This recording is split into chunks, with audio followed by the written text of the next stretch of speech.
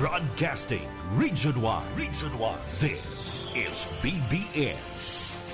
Bicol Broadcasting Systems Incorporated. DWLV 91.9 megahertz. Your news and music stations. BBS. Basta Bareta. Sigurado. Alas 6:58. Hali sa BBS News Center Naga. Uyan na ang mga nagbabago. Fresco. Mga baretang sigurado. Ini ang BBS Primetime News.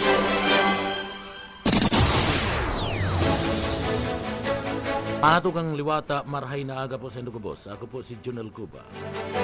Yada sa headlines kita na sa tuyang mga barata sa lado lokal. DepEd sa kapigulan, imbitaran ang mga paratuklo asin mga personalis na likayan ang mga aktibidad na konektado sa partibismo kada mga politika. CSWDO Naga ma-request sa kumilik ng exemption ban kana sa indang mga programa. Sa tuya pa nga pamayukan na mga barata sa lado lokal. Mga programa sa salud, hatod na naman kada gobyerno probinsyal kana Camarines Sur sa paagimada ni Governor Luigi Villafuerte kana probinsya kana Camarines Sur. Sa iba pa nga pamayukan na mga barata sa lado lokal.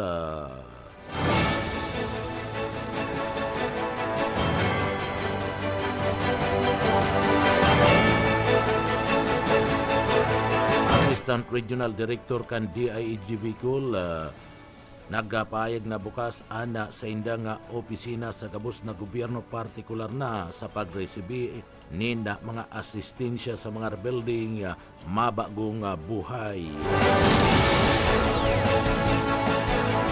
Sa kuya pa nga pamayukan na mga barata sa lado lokal, medical mission kan serbisyo nga kapwarti matrayumpong pinagadara sa barangay kan na Salugon sa San Jose, Camarines Sur.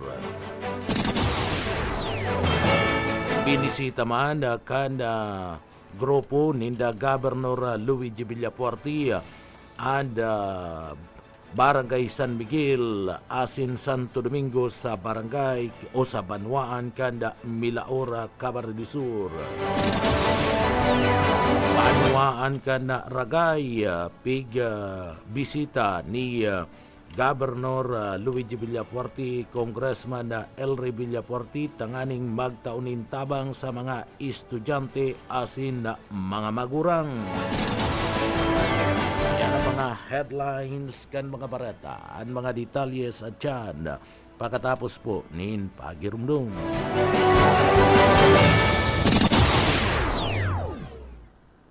Ma'am, ano po ang dahilan ninyo? Bakit napili ninyo ang iBerry at hanggang ngayon ay patuloy nyo pa rin pong iniinom? Ako po kasi may diabetes. Nasubukan ko po mga 6 months na dahil sa mata kong nanlalabo. Kasi sabi daw nila kapag nagka-diabetes, posibleng magka-problema sa mata. Nang nasubukan ko itong iBerry ay pagkaganda. Noong mga 1 linggo ko nang iniinom, nakatulong naman sa mata ko. Kapag may mga gawain, ay malinaw na paningin ko. Di gaya noon. Mabibili ang iBerry sa Mercury Drugstore at sa mga suking botika. Mga tugang liwata, marhay na aga po sa Indogabos. Ako po si Junel Cuba. Sa detalyes kita kan sa tuyang mga barata sa lado lokal. Sa detalyes kan mga barata sa lado lokal, liwat na nagpagirumdum sa publiko and Regional Director kan Philippine National Police laban sa mga pinagasasabing fake news. Yan ang pagpapagirumdum pinaggibo ni Bicol Regional Director Andre Dizon kan PNP sa Kabikulan manungod sa padagos na paglakop kan mga fake news na kung sa inda sarungunyanda sa nagtataon na dakulang kariribunganda sa parte mismo kan mga namamanwaan orog na ngunyanda na igwa sa buot ni na krisis sa parte mismo kan sa tuyang nasyon ipinagapayag ka na sambit na nga opisyal ka na PNP na kinakaipuan iwasan ana pagtubod asin pagkuriyat ka na sarang mga bareta pig-ing kaminar kanian mga namamanwaan na maging mapagbusisi asin hilingon na maraya ana gikanan kan impormasyon antis na paniwalaan asin na ipos sigun sa nasambit ng opisyal igwa kaya nin magkakadigong pinalidad anda pagpaparapaluwas nin fake news asin yan pwedeng kasuhan an si isay man na persona na imbwelto digdi oras na igwa subuot ni na kaigwa. Kasi marami pong nagkakalat na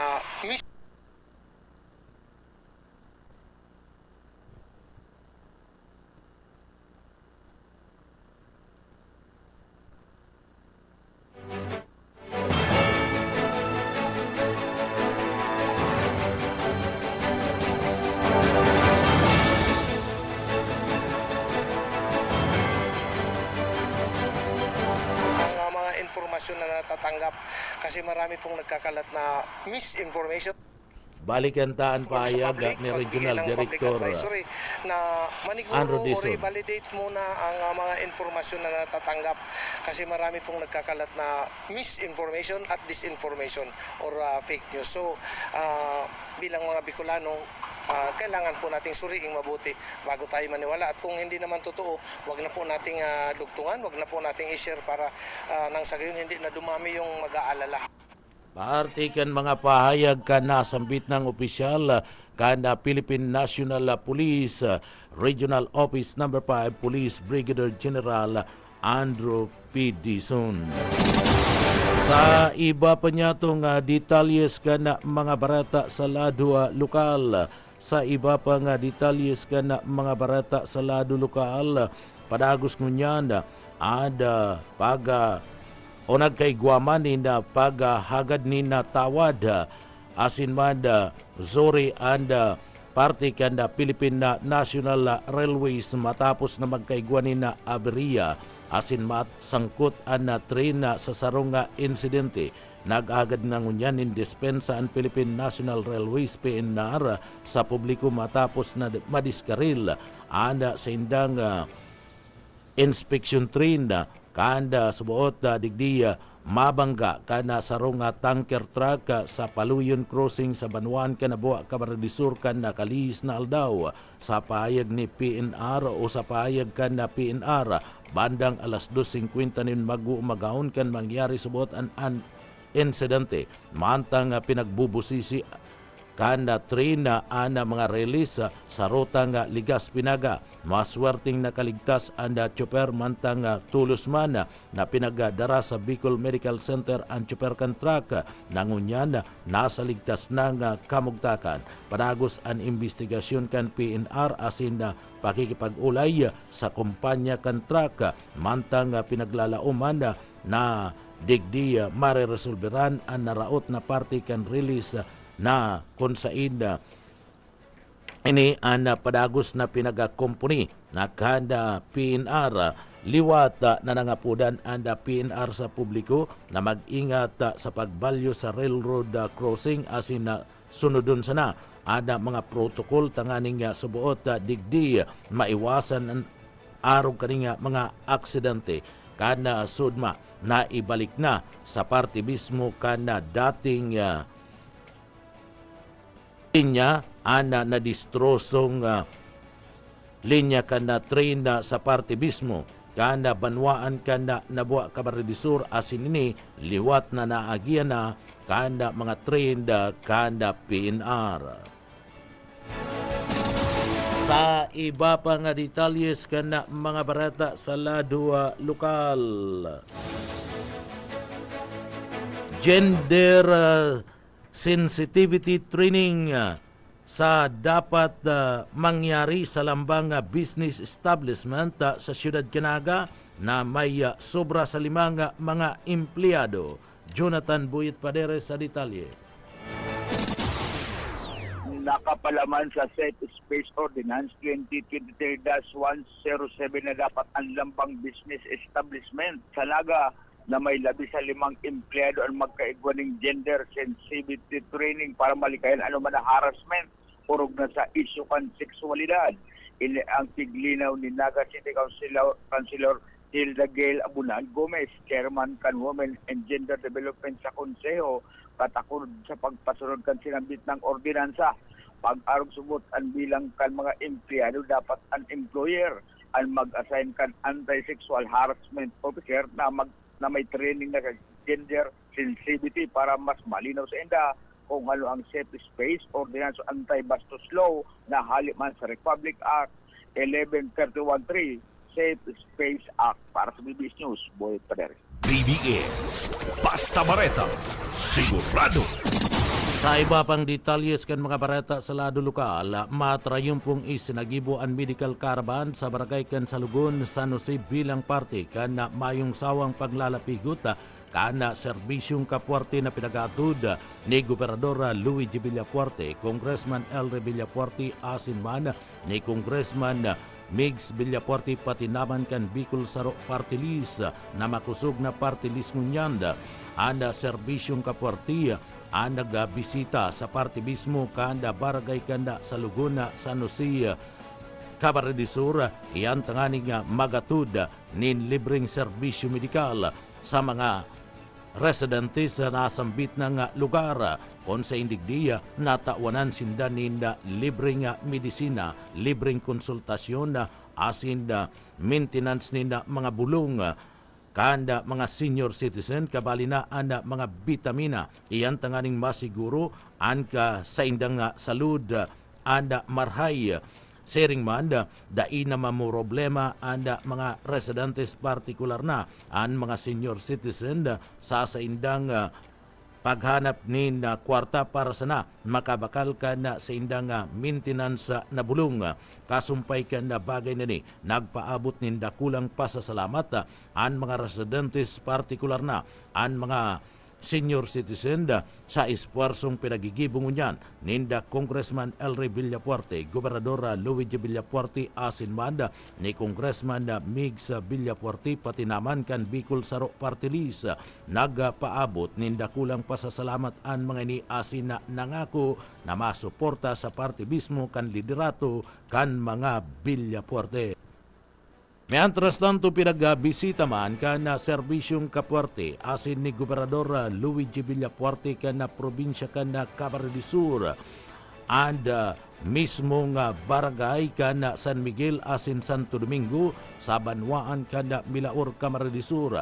Maugmang pinagsabat si Gobernador Luigi Villapuerte kan mga residentes ka na sinambit ng Banwaan sa pagbisita ni Gobernador Luigi Villapuerte sa barangay ka na San Miguel asin na Santo Domingo dyan sa Banwaan ken Milaor Camarines Sur.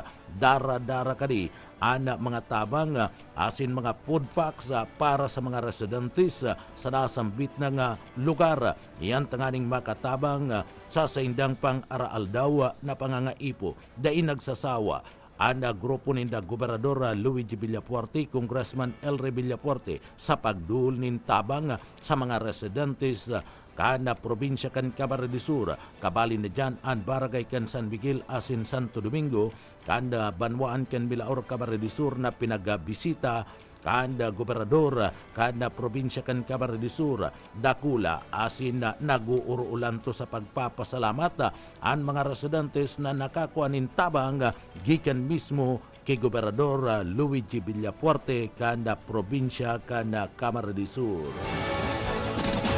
Sa iba pang detalles kan mga bareta sa lado lokal, Comelec Naga preparar na ang second wave kana operation na baklas. Darrell Banya sa detalye. Sa pag-atubang sa mga miyembros kan media ni Attorney Michael Julio Jr., ang election officer kan Comelec Naga, sinabi kay ni na sa Marso 28 sa pagpuon kan campaign period para sa mga lokal na kandidato, magkakaigwana naman ng Operation Baklas sa Bilog na Nasyon. Sigon sa opisyal, nagkaigwa naman ng pagposte kan listahan kan mga presinto kan mga botante kung nasa 181,773 na mga rehistradong botante igwa ang syudad. Binagdag pa kainin ang unyan mga bulan mapuon man o nagpuo na ang pa-training sa mga paratukdo na maserbing ni sa election day. Mantang i-activate man ang kontrabigay tangarig malikayan ang pagbakal nin boto. Siring man tangarig maaraman kan mga botante kung gurano ka-importante ang sa indang boto, bako ninulit tamay na itaong kwarta ang kandidato sa inda. Mientras tanto sa presente, mayo man ni nagparehistro para sa absentee voting sa indang opisina kung sa para sa naini sa mga media personnel. Alagad igwa ni nagpalista ng PNP personnel para sa absentee voting. Na marurumduman sa absentee voting, salamenting mga senatorial candidates as in party list sana ang pwedeng botohan. Dagdag na bareta sa lado lokal, Daryl Banyas, Basta Bareta, sigurado. BBS Basta Bareta, sigurado. Ay iba pa nga detalyes kanda sa tuya pa nga mga barata sa lado lokal. Padagos ang pagbibisita ni Congressman Elry Villapuerte asin man Congressman Jory Bata sa parte mismo kana Premier Distrito kana probinsya kana Camarines Sur. Pinagbisita ni pinagbibisita ni Congressman Elry Villapuerte kay banan si Congressman Jory Bata ada banwaan kan Ragay Camarines Sur kung sa inda digdi sa dasambit na nga pagbibisita sa dasambit na nga lugar nanao ni na laptop para sa mga eskwelahan nagtaumanin mga school bags sa gabus na mga estudyante asin na food packs sa gabus na mga residentes sa iyang pagbisita. Nakakatabang puso asin na nakakawara nin mga kapagalan ang pinagpapahiling na pagmamalasakit asin na suporta kan mga namamanwaan sa parte mismo kan liderato ni Congressman Elry Villapuerte, Congressman Migs Villapuerte asin Congressman Jory Bata, sering man ni Governor Luigi Villapuerte kan probinsya kan Camarines Sur entero na roso kana mga estudyante asin kinugos siring man pinagkisan si Congressman Elry Villapuerte kan ini mag-abuta sa lugar dyan sa banwaan kan Ragay Camarines Sur dara-dara ang mga tabang para sa mga estudyante, mga paratukdo asin mad sa parte mismo kan mga residente sa nasambit na nga lugar. Uya ang mga kaganapan sa nasambit na nga pagbibisita ni Congressman Elry Villapuerte asin mad ni Congressman Jory Bata duman sa banwaan kan Ragay Camarines Sur.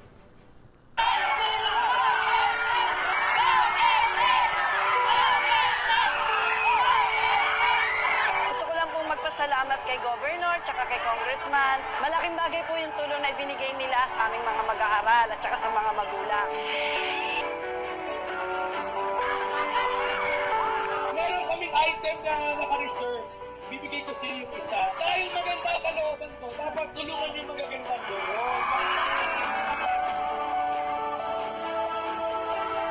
Gov, salamat po kay natulungan po yung anak ko. Masaya po kami, magulang. Ang pinaka-message ko na lang po kay Bob Elry, papatuloy niya lang yung kagandahan ng kanyang kalooban, yung kanyang pagtulong sa tao, tapos sana palagi siyang patnubayan ng buong may kapal. Elry Villapuerte, kung puso kami nagpapasalamat kasi bumisita ka sa amin. Ako kaya, sir, saro lang ang paninindugan ng Tarungayan. Siyempre, sinapupusuan ko, yun, sa ko. Idol ko yan eh. Doon po lang po sa pagtulong, lamang na po siya, tsaka maganda po siya makisama. Ito man itutulungan si Elry! Salamat! I love you! Salamat! Partiyan ka na mga nangyari duman sa pagbisita sa banwaan kan Ragay ni Congressman Elry Villapuerte asin man ni Congressman Jory Bata. Iyan tanganing idara ana tabang sa mga estudyante kana sinambit ng banwaan sa pagikan pagdula nin mga bags sharing man ana mga laptop para man sa mga paratukdo asin man an mga food packs para sa mga residentes duman sa sinambit ng banwaan. Iba pa nga detalyes ka na sa tuya pa nga mga barata pagitang unyanda sa lado lokal. Bloodletting activity gigibon ngunya na aldaw kan LGU Pasakaw. Mike Gravito sa detalye. Bilang ka parte kada padagos na pagtaon din ng serbisyo publiko kada lokal na gobyerno kan badwa di Pasakaw, Camarines Sur sa pamamayo ni Alkalde George Benguan sa suporta kada sangguniang bayan sa paagi ni Vice Alkalde Mariol Tayco sa mga residentes kan badwaan na nangangaipo kasi nagkukulang-kulang sa dugo sa blood letting activity ang nakatalaan na ilang sarungan na aldaw kan lokal na gobyerno.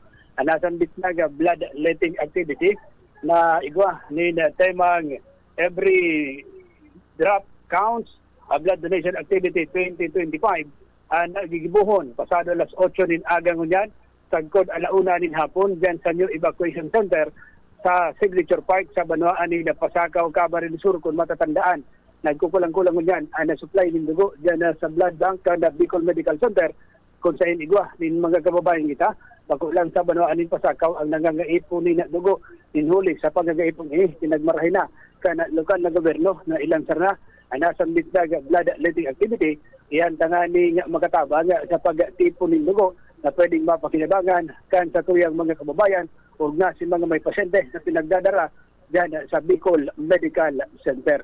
Ang lokal na gobyerno kan Banwaan ni Pasakaw kada nag-aabot ang summer asinan bulan ng December ang nagkukulusir ni mga blood letting activity tangani magkaigwa ni stock ng dugo para magamit kan mga residentes kan Banwaan ni Pasakaw. Para sa serbisyo publiko, sinagkirabi ko.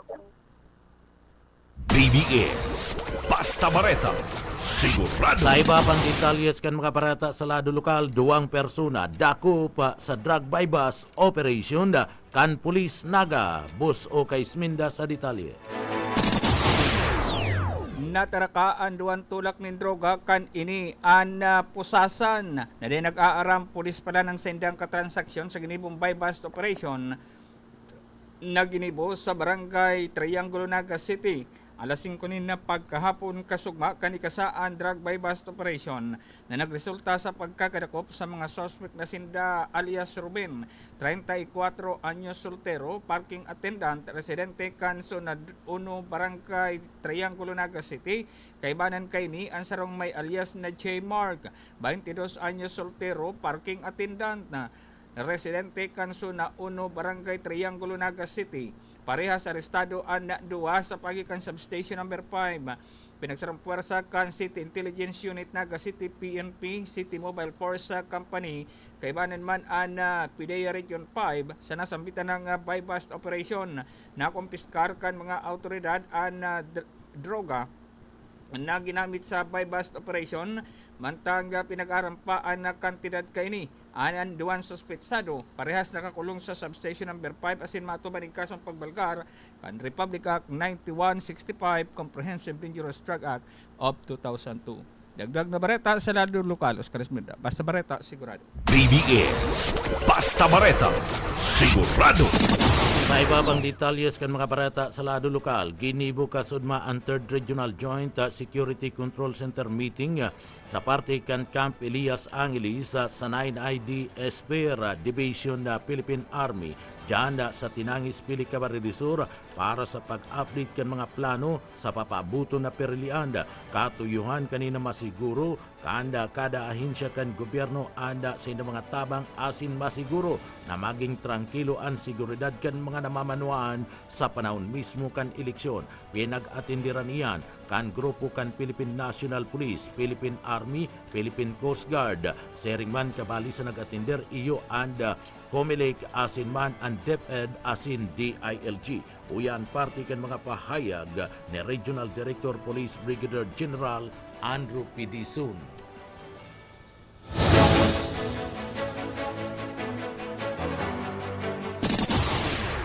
po yan, Sir Junel. Padagos po ang kooperasyon, koordinasyon, as in pakikipagkomunikar ta sa kapwa ta membro kan security forces, as in sa COMELEC na yun may pamayo na ahensya sa maabot na perilian. So sa katunayan, sir, sa ngunya na aldaw, magkakaiguanin na third regional joint security control center meeting ang mga ahensya para sa pag-update kan sa tuyang mga aktibidades. So gusto yan, sir,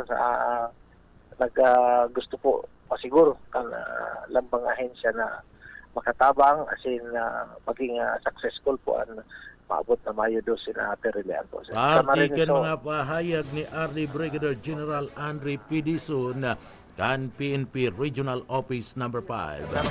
Saro sa mga pinagtratar iyo ang mga area of concern na implementasyon kan checkpoint na kumpiskar ng mga badil as inibapang kinakaipuan na posibleng maidagdag. Yan tanganing masiguro na tranquilo asinda marhayan seguridad kan mga butante sa panahon mismo kada burutuhan. Sangunyan ipinagapayag ni RD Dison na nasa presente mayo pa man na ninaidideklaraan COMELEC na sarong area of concern na pwedeng ipasairarom sa control kan Commission de Eleksyon. Nagpapadagos na tuninong pa ang Region 5 sa mga oras na inimantang paparani na ang pagpuon kan kampanya kan lokal na mga kandidato. Uya si Regional Director Brigadier General Andre Pidison. Iyo po ang saro dyan, sir. So mga areas of concern, so mga checkpoints na nagibo, as in so mga nakumpiskar na mga badil, as in so mga kaipuhan pang nahihiling tang pwede pang gibuhon po, sir. Yan mga pag-restoryanan po, sir. Sa ngunyan, sir, dahil pa man po specific tagabus man po, sir, kung tutusin concern iyan ka na security process ta ano dito tadig di i-secure ta ang lambang aspirante, i-secure ta ang mga botante. So gabus po iyan areas of concern. Pero duman, sir, sa mga may po kaya, sir, may color coding, so duman po nagkakaiba-iba. Sa ngunyan, saro man lang po ang color red sa Bicol, pero piga hihingo pa po na mag-adjust kung nag-diffuse naman sa tension, magiging orange po ito, sir. So coded po yan, sir, na mga areas of concern po, sir. Artikan mga pahayag ni RD Brigadier General Andre Pidison. Sa Camarines Sur, nababandirahan din green as in orange colored. Alagad, nagpapadagos na matuninong ang probinsya kan Camarines Sur. Asin sa istorya kan politika, asin eleksyon sa Camarines Sur, perming matuninong mayo nin mga politiko na naggagaradanan sa Camarines Sur. Ang mga politiko puro sa naman mga taram, asin puro isyu sana ang raralabanan kan mga politiko na mayo nin embuelto nin mga armas. Uya ang parte kan mga pahayag ni RD Brigadier General Andre Pidison. May green, may orange po, sir. Ang Camarines at Taracol po dito sa Toyang Banmo po, sir. Parte kan mga pahayag kan pamayukan Philippine National Police Regional Director Brigadier General Andre Pidison. Kinumpirmara ni RD Brigadier General Dison na sangunyan nagdadanay na generally peaceful and Bicol region. Mayo mandaan nina namomonitor na ang PNP asin na AFP nin mga political o private armed group. Kaya mayo mandaan nga naihiling na desperadong paagi na pwedeng gibuan kan mga politiko ning kariribukan orog na ang paggamit nin mga armas sa paggibo nin mga kariribukan sa panahon kan na lokal na kampanya kan mga kandidato orog na sa aldaw mismo kan perilian. Uyan pahayag pa ni RD Brigadier General Andrew Dison. Generally peaceful po ang sa Toyang Region, sir. Dari man po kita dapat ikahandal sa abot na perdian sa dahil po man po kita namomonitor na private armed group sa ngunyan. So imo ya sabihon dahil nag-resort duman sa arog ka itong desperadong paagi. Parti pa kan mga pahayag ni Police Regional Director Brigadier General Andre P. Dizon. Big turnover na kan lokal na gobyerno kan Banwaan kan Ocampo Camarines Sur ang mga rescue vehicle sa gabus na mga barangay kan Ocampo na binakal kan LGU sa paagiman kan utang kani sa Development Bank of the Philippines o sa DBP. Makakataba nga salado kan emerhensya pangangaipo kan na mga barangay anasambit ng mga rescue vehicle. Ang turnover pinanginutan ni Mayor Alan Gu asin kan Sangguniang Bayan kan Ocampo Camarines Sur.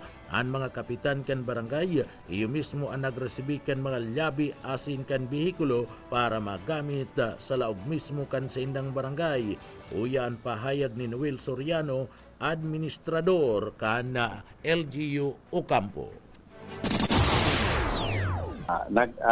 Sa under economic development po kang lokal na gobyerno kang sa Banwaan Ocampo, pinago ni Mayor yung Mayor Alan Go, and Vice Doc Yola Formaliho yung mataanan po ni behikulo ang 25 barangay kang Banwaan Ocampo kasuot. Opo.